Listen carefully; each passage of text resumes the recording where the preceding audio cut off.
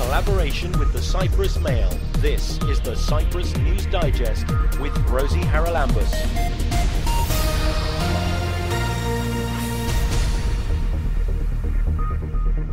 Coming up this week, a renowned neuroscientist will be in Cyprus next week to give a lecture on the human brain. If there is no need for anything else but the brain, is at least the brain the right size to do the job, to save us from extinction?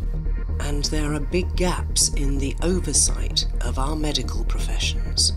We are trying to make things more clearer in a way in how people are registering under this law and what are the qualifications that they should have.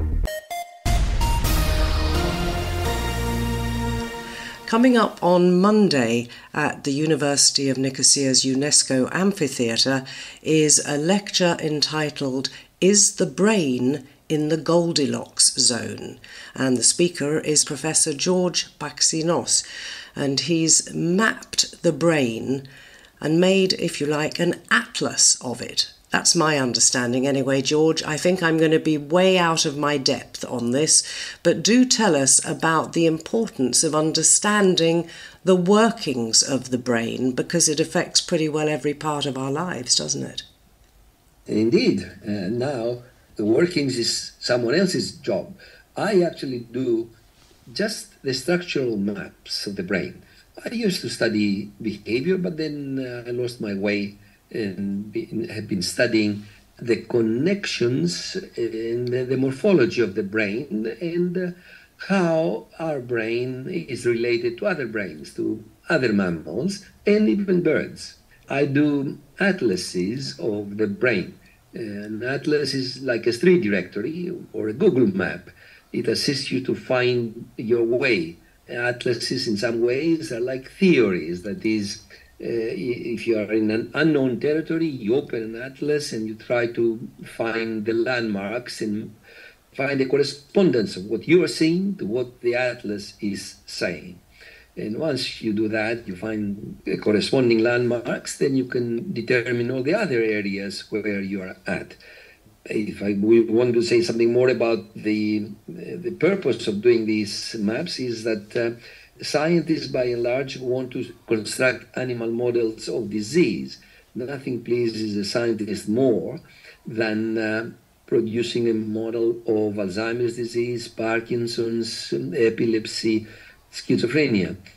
And there are such models that then you can study what drugs might assist the animal, the rat usually, or mouse, that has these symptoms, like Parkinsonian symptoms, so they can have a good control and experiment with the model. And we provide the maps of the human brain, the maps of the brain of the experimental animal, and the correspondences, which are usually reasonably strong with the rat, about maybe 85% correspondence in brain areas between the human and the rat. And between the human and the monkey, it is absolute. That is, all areas that exist in the human brain exist in the monkey brain and vice versa. Now, you say it doesn't got anything to do with behaviour, but if you understand all these pathways the way you've mapped them, I'm presuming when it comes to the drugs that you might be mentioning in terms of those diseases, you would be able to tell which ones go faster where, I'm assuming, but it also does affect your behaviour, doesn't it? Because if you're trying to understand behaviour, then knowing how the brain works and which bits of it do what, which I'm assuming is what you're mapping as well, then you have a much deeper understanding of cause and effect. Yeah, well, others will do the functional analysis. But of course, if you do the map of the nuclei, the areas of the brain that control movement of the eyes, of the limbs, then you are also doing some functional mapping. But that's not, that is, we don't examine behavior in my lab. We use other people's work to identify regions and say this area in the human brain corresponds to that area in the rat brain, in the monkey brain, which is known to be involved in fine control of the limbs, for example. So we use other people's work to guide our anatomical mapping, but we are really identifying where Mykonos is, and whether they are nightclubs there, it's not our job. I just draw the borders of Mykonos, and I said there's an island here, and others can then determine whether there are trees, people, etc. Okay, when you say is the brain in the Goldilocks zone, what do you mean? That's right. Well, the brain was certainly not in favor early on in history. If you consider the ancient Egyptians, heedlessly discarded the brain in funerary practices and sent millennia of pharaohs brainless to their afterlife. It was in Crotone of present-day Italy, where an ancient Greek colony there, where Alcmaeon identified the brain as what they considered then to be responsible for the soul, or behavior, really, as we call it today. And it was when Hippocrates, the greatest doctor of antiquity, said that men ought to know that from the brain and brain alone derive our joys, pleasures, laughter and jest, as well as our sorrows, pain, grief and tears, that the brain really received the attention it deserved. Of course, even then, Aristotle made a mistake, and he thought that the brain was there to cool the blood, air conditioned, that is, and it put the scientific community astray. He was the greatest scientist, perhaps, of antiquity, but there he made a mistake. And the views of Aristotle, which really were aligned with the views of more so of the Egyptians than Alcmaeon, were battling each other out, the cardiocentric view of the soul and the encephalocentric view of Hippocrates and later of Galen, until the modern age. And in fact, Rosie, if you go now to buy a Valentine's Day card for your loved one, you'll have a lot of hearts on the cards as options. No card, I have looked for it, but no card on Valentine's Day has a brain on it. And yet the heart has nothing to do, absolutely nothing to do with love, as demonstrated by heart transplants. If in a heart transplant I get your heart, Rosie, I am not going to fall in love with your husband. Fair enough, but what is the Goldilocks zone? That's right. But now, so since the modern era, Enlightenment, it was understood, at least in amongst circles of scientists, that the brain is responsible and the heart is just a pump. But the question that I asked was, is the brain the right size? That is all right. If it is really responsible for everything, and I think it is hard to argue that you need anything else but the brain. That is, you don't need a soul, according to psychology, lost its soul. It does not use the term soul. Then it'd be worthwhile finding out if it's the right size, if the brain is everything, and there's no need for soul, for example. As psychologists will tell you, they never use the word soul, never, nobody. And so if there is no need for anything else but the brain, is at least the brain the right size to do the job, to save us from extinction? Well, I wanted to come to you about this, is the brain the right size for survival? Because you're also very much, I think, interested and have been much of your life in the environment. Now, our actions are, as you've just said, controlled by our brains, and yet it's extraordinary to me that in the situation we find ourselves in environmentally as a human race at the moment, there's an awful lot of brains out there that don't seem to grasp the dangers. Yeah, that's right. Hence the question, is the brain the right size? And my take on it is, and I wrote a book on such matters, it's called A River Divided? Exactly, River Divided has been translated in Greek as well. O Amazonios Anamesamas, the Amazon between us. And the conclusion I've come to, looking at anatomically, of course, in some behavioral studies I made with rats, really, but the rats can tell you a lot about human behavior. And indeed, psychologists make a profession out of studying rats for anxiety, for depression, for aggression and copulation. I studied the rat myself for 5 years. And the thing is it the right size for the solution of the environmental problem? And if you consider Goldilocks, the story where she happened upon 3 breakfasts of 3 bears, and one of them was too hot, the other one was too cold, but the third one was just right. And the Earth is in such a position in relation to the sun. If it were closer, things would get too hot, burning everything. And if it were too far, things would freeze up. Again, not in a good position. So it is in the Goldilocks zone. But is the brain in the Goldilocks zone?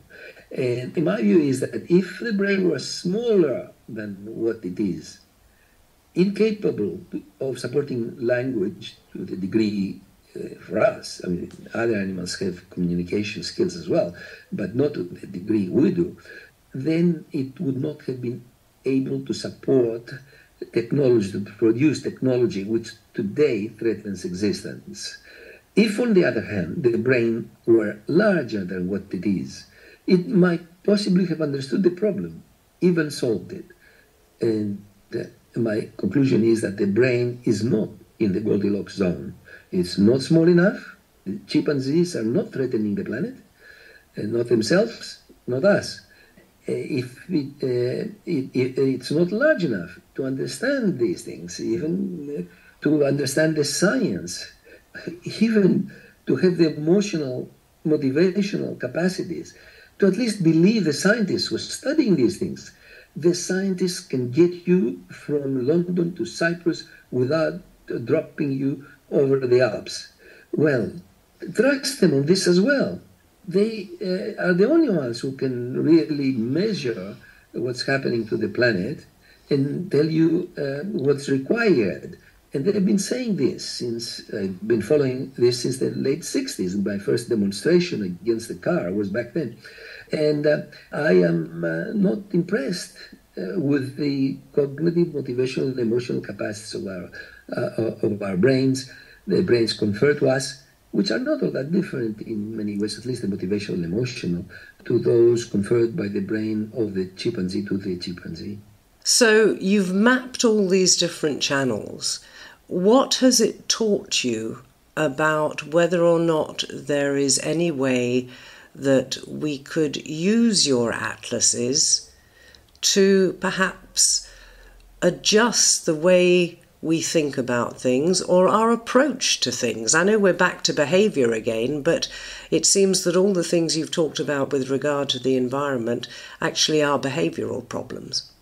That's right. It has been a hubris that of the triple delusion that we one of which delusions involves the hubris, that we have a soul, that we have free will, that we are made in the image of God.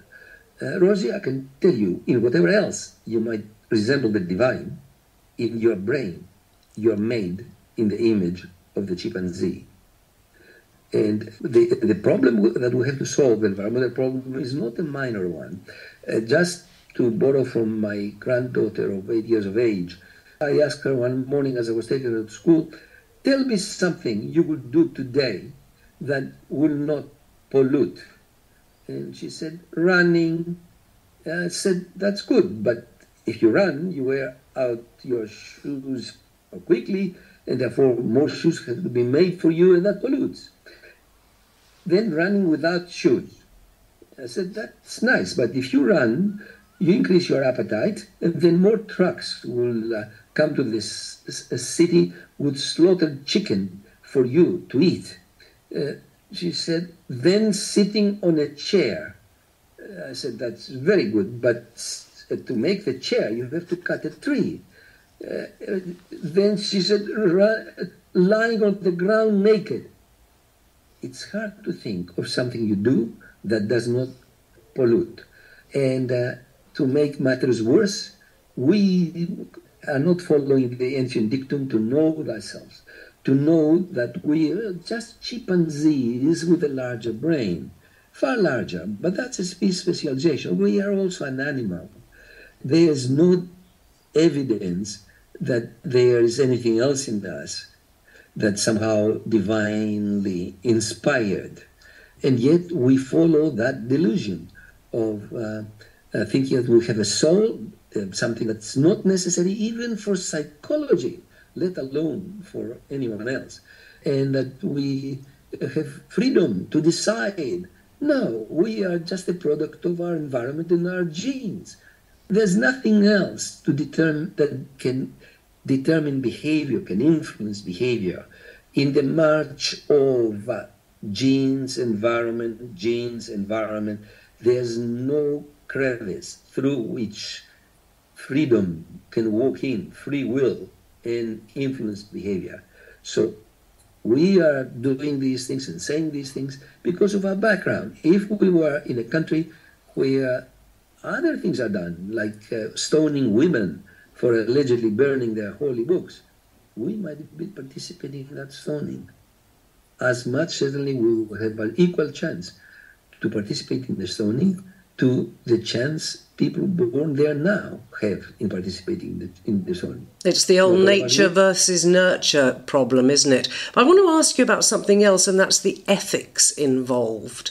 Because I read an article in the newspaper about the University of Texas in Austin and the fact that they're using artificial intelligence to translate MRI imagery, which I think is basically mapping the brain, and they're able to, in a sense, read people's thoughts. Well, that's scary. Yeah. You can read them far easier, of course, by opening their Facebook page. What's more worrying is that why they have these thoughts, right? Who made these thoughts? The environment produced these thoughts. And if you're educated by people whose vested interest is either informed, if not educated, whatever it is, a vested interest is to extract as much oil and gas and coal as possible, then you're not going to be properly informed, and your thoughts will be not the ones that are conducive to constructing a sustainable society.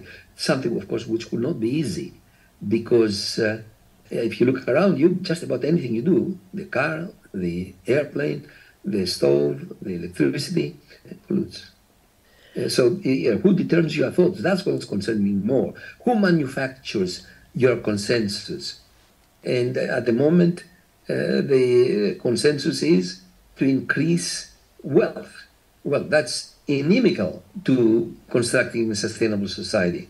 The wealthier we are, on average, the more we pollute. It's a very good correspondence. The most polluting country per capita our countries is Australia, US, Canada, and they are the most affluent.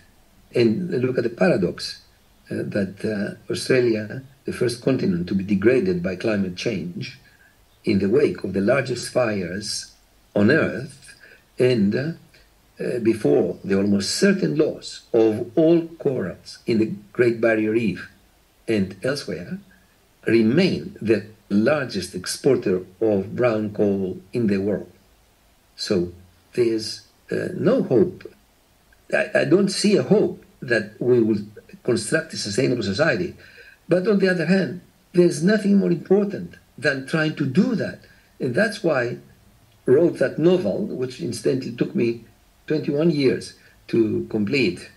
So much so, a friend asked me just before submitting it, how's the novel going? As she was asking all these years. And I said, well, 21 years, and I haven't finished yet. And she said, my cousin's novel was published posthumously. I said, you're giving me hope. So I took a bit of time because of a number of reasons, including that I was a science writer and not a novelist. But I think that there was nothing more important that I could do than that. But not in the hope that I will succeed in anything. I think that we don't know our limitations, the limits to the brain. And the ancients had a saying on the pronaos of the temple of Apollo in Delphi that says, "Gnothis avton," know thyself. Well, we certainly don't. We are deluded. You sound almost depressed, if I may say so, George, that there isn't an answer. But I'm wondering very quickly, we're well over time, whether or not you can, in a nutshell, tell us how the work that you do might lead us towards some of those answers. My work is principally for the small questions, like assist doctors and scientists to improve the health, to find out where a tumor is in the brain of someone and have a more accurate intervention in the brain, and produce a better chemical compound, pharmaceutical compound, to improve a condition such as epilepsy, because I can assist them to navigate seamlessly between the brain of humans and experimental animals to test hypotheses and then relay their observations back to the humans. But as to the large question, the biggest surprise I got in science is that I found no difference between the brain of the human in structure, in the areas that is, and even the marmoset, let alone the rhesus monkey, let alone the chimpanzee. So some humility that we are mammals. Somebody said that the mice have not constructed mouse traps. Well, we have, and we are not omniscient. And there's no evidence that anybody is looking after us. So once we understand our limitations, even the limitation of free will, that there is no freedom, that we are the products of our environment and our genes, then possibly we can take a better look at what we have created here, which is not sustainable. And we might ask the churches who have been obsessed with sex to get themselves out of the way of humanity and allow humanity to use prophylactics to assist those people who do not want to have additional children, not to have them. Because one of the nemesis of our society is overpopulation. Other things being equal, twice the people, twice the problem. Yes, it's one of those things that I think will be discussed for many years to come, but I'm sure there's going to be a lot of feedback for you on Monday at your talk at the University of Nicosia. Is the brain in the Goldilocks zone? And we've been talking, it's been a great pleasure, to George Paxinos, who is a senior Principal Research Fellow at Neuroscience Research Australia. George, also we should mention once again your book, A River Divided, and I'm sure it's going to be a very well-attended lecture. It's taking place, as we said, at the University of Nicosia between 6 to 7 p.m. That's not going to be nearly long enough, I think, but thank you very much for joining me. May I wish all your listeners that their brain shrinks less than expected for their age. Amen to that. This is the Cyprus News Digest with Rosie Haralambous. We've spoken before on the programme about how the associations for our medical professions work, because there's been another case this week of a doctor who's being investigated for fraud and getting paid by GESI, our National Health Service, for operations that he carried out apparently in his son's name, even though he himself had already been banned from the National Health Scheme. But he's still a doctor. And we're going to talk on this week's programme about the lack of proper regulation when it comes to our medical professions. Joining us is the chairwoman of the Cyprus Psychologists Association, or CIPSA. Her name is Evita Katsimicha. Evita, thank you very much for joining me. It seems from articles I've read recently that, again, we have a situation where people who practice who perhaps shouldn't be practicing cannot actually be wiped off registers or defrocked, as it would be if you were a priest. What's happening in terms of the Psychologists Association and indeed mental health practice in Cyprus? According to the psychologist's law for registering psychologists, so we do have a registry, the Council of Registration of Psychologists actually, where the law has imperative actually to be in one of the 5 disciplines of applied psychology which are recognized in Cyprus, which is counseling psychology, clinical psychology, forensic, organizational, and school educational psychology. So in order to practice as a psychologist in Cyprus, you have to be registered under the Council of Registration, in one of the 5 disciplines. Who checks when you do apply for that registration that the information you're submitting is correct and clean, as it were? So there is a Cyprus Registration Board for Psychologists, which is under the Ministry of Health, which are obliged to see the application of each person that is applying in order to get a license. So there are some requirements actually that each specialist should have. Do you want me to share? Yes, I do, because this is something, as I said at the beginning, that I equate in a way to what's happening in the other medical professions here in Cyprus, where doctors who have obviously been not only unprofessional, but some might say even criminal, are still practicing as doctors. What we do in order to see if someone is mispracticing actually is if he is registered under the Board of Psychologists, this means that he has the minimum qualifications in order to practice as a psychologist. Apart from that, the law is clear that if you have a misconduct and someone refers a complaint to the Board of Psychologists, the Board of Psychologists is obliged to investigate this. So in order to make this investigation, if it's a criminal investigation, it will go to the police and they will investigate it. If it's an ethical misconduct, this is under the Board of Psychologists, and an investigator, a psychologist actually, is obliged to investigate the complaint. The law that we have now has also some requirements about when someone is doing a misconduct, the applicant or the registered psychologist, they strike them off, or they might get their license off for a certain amount of time. How long generally does it take for an investigation of a complaint to be carried out? Because that's the other thing. Talking years ago to the Medical Association, it says that they will investigate, and then it seems to take forever. And again, the person being investigated is not temporarily suspended even. They continue to practice. That's true. Actually, no one is suspended until the investigation is over and there is a result on that. So whenever someone is filing a complaint, we are obliged actually to see that in a certain amount of time. I think it's 30 working days.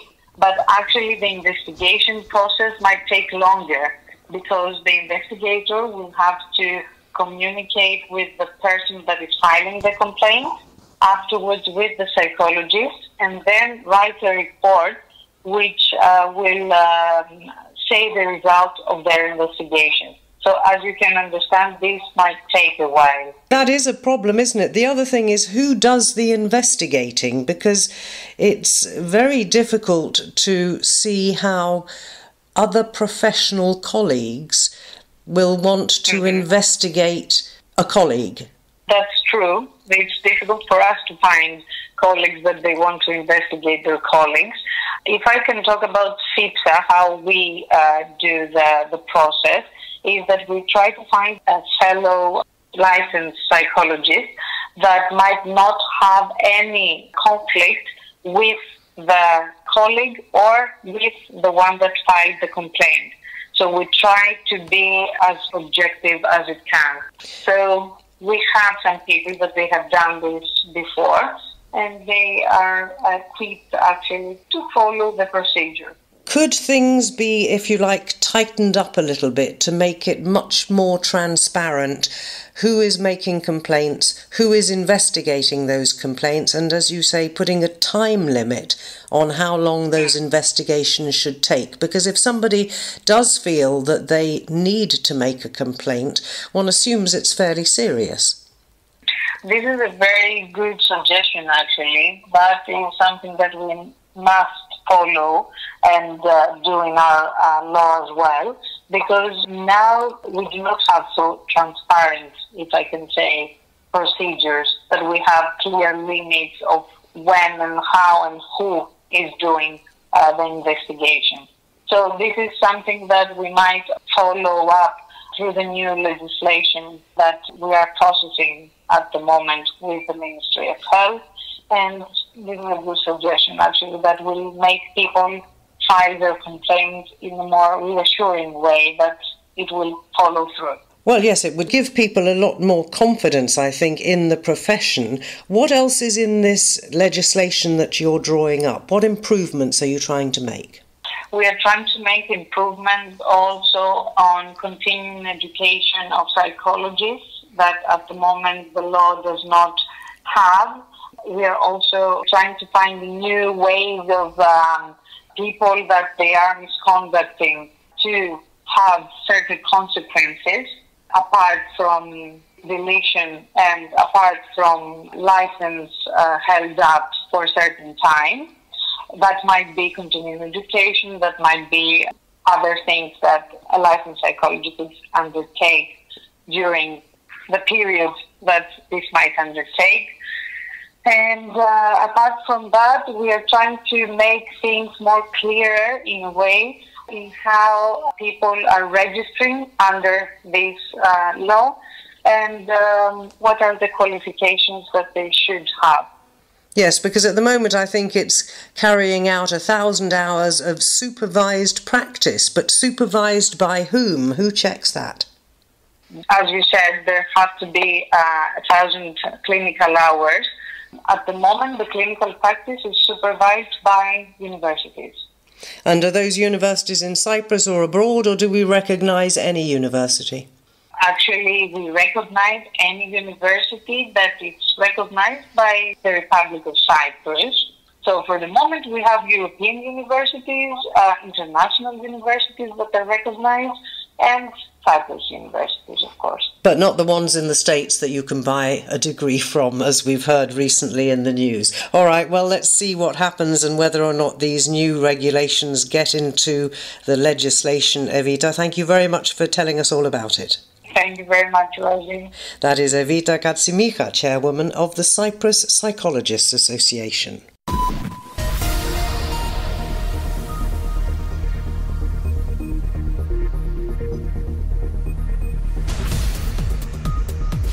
Well, that about wraps up this edition of the Cyprus News Digest. Many thanks for your company.